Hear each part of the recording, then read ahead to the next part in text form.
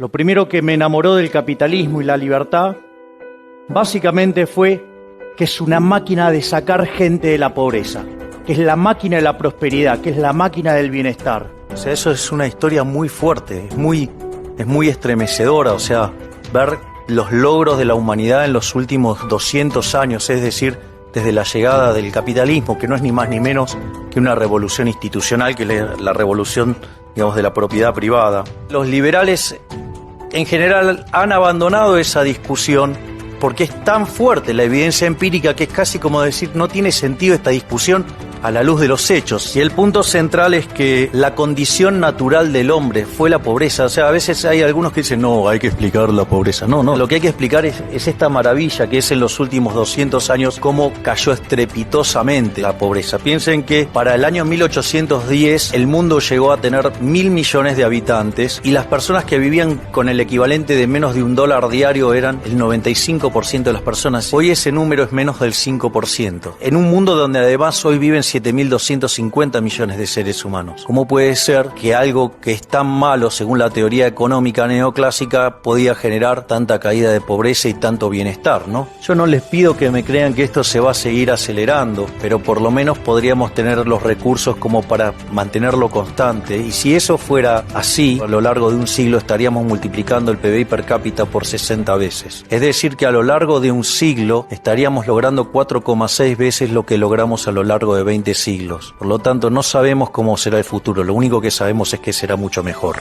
La pregunta es, bueno, ¿qué es lo que hay detrás de este proceso de crecimiento? Y entonces uno lo que encuentra es que no todas las economías le va bien de la misma manera. Hay algunas que le va mejor y hay otras que le van peor. Que aquellas economías que son más libres crecen más que el doble que aquellas que son reprimidas. Entonces, la pregunta es, ¿cómo puede ser que esto no sea atractivo en sí mismo, que esta evidencia empírica no sea suficiente? Es más, si ustedes se fijan, en los países que son libres tienen 24 veces menos de pobres. ¿Cuántas veces habrán escuchado? No, porque la tecnología genera desempleo. Si en el año 1810 vivían 1.000 millones de personas en el planeta Tierra, si la tecnología genera desempleo y hoy hay 7.250 millones de personas en el planeta Tierra, ¿alguien se puso a pensar que si fuera cierto lo que dicen los luditas, hoy la tasa de desempleo sería 85%?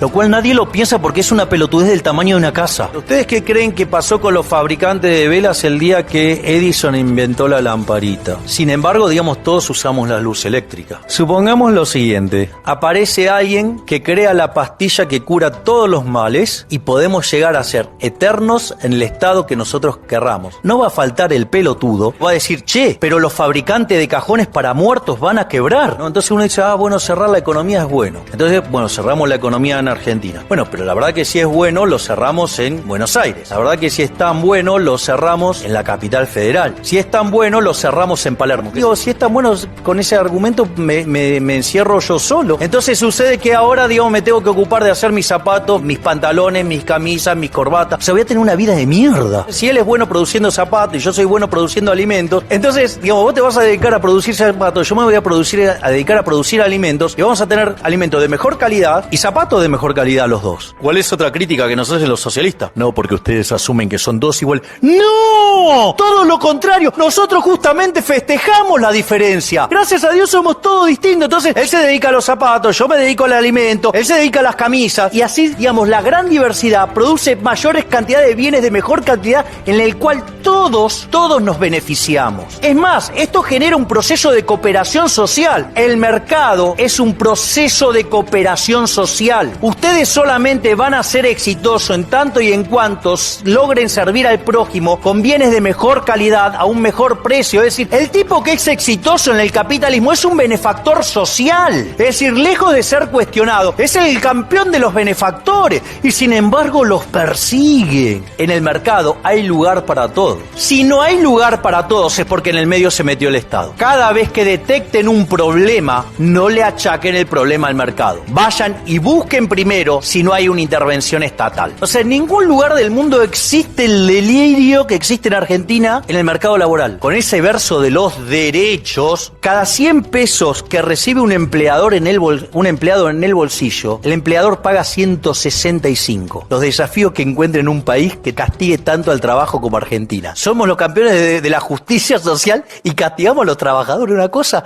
es bastante interesante el caso argentino. Vean estas paradojas de los estatistas. Siempre hablan la lucha contra los monopolios y la competencia desleal y todo eso, ¿no? Lo cosas que encima nosotros adherimos a la competencia. Pero ellos no, ellos son los abanderados. Pero se arrogan el monopolio de la emisión monetaria, se arrogan el monopolio de la violencia. Y miren cómo es la educación. Ahora, es interesante esto de la teoría de la explotación, ¿no? Si hay algo que caracterizó el progreso tecnológico de los últimos 200 años, hecho por los empresarios, fue que siempre ahorra trabajo. Es decir, conforme se va cumpliendo la convergencia, la distribución del ingreso entre países se va haciendo más igualitaria. Y conforme pueda avanzar el capitalismo y el libre mercado, y que todos van estando mejor, también van a ir desapareciendo la desigualdad. La ganancia es buena, ¿por qué? Porque lo que está mostrando que es, primero es el éxito sirviendo al prójimo, pero además es un mecanismo para llevar los recursos del lugar ineficiente hacia donde la sociedad más requiere por los bienes. Y es que aquellas sociedades que ponen a la igualdad por encima de la libertad no consiguen nada de ambos. En cambio, aquellas sociedades que ponen la libertad por encima de la igualdad consiguen mucho de las dos cosas. ¿Por qué? Porque cuando ustedes ponen la igualdad por encima de la libertad, se convierte en una sociedad de saqueadores. ¿Quieren un ejemplo? Argentina. Argentina, PBI per cápita más alto en 1895 con las ideas de Alberdi, hasta que llegó el experimento populista salvaje. Hoy Argentina es número 60 en el ranking de PBI per cápita. Y si sigue así, temo que mis hijos envidiarán el bienestar de Somalia, dice un amigo mío.